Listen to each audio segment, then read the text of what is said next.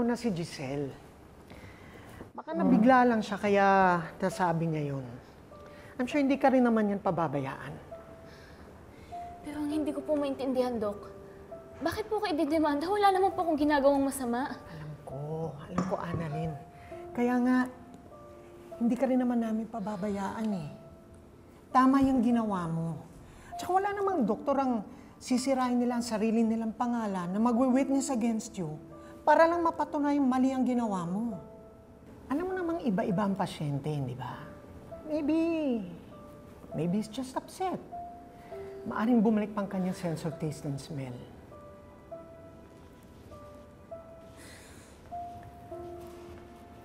Annalyn, Apo, nabalitaan ko nangyari. Kinuwento sa akin ni Giselle. Pero huwag kang mag-alala. Kakausapin ko siya. Sasabihin ko sa kanya na isa ka pa rin tanyag. At kailangan kanyang tulungan. Salamat po, Lo. At ayaw ko rin nagkakalat ka ng kahihiyan. Lo, wala naman po talaga akong ginagawang masama. Kaya kahit saan korte po, haharapin ko po siya.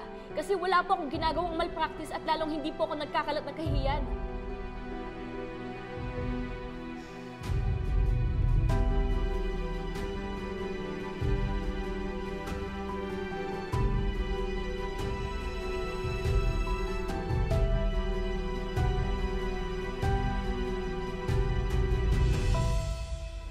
These are all good.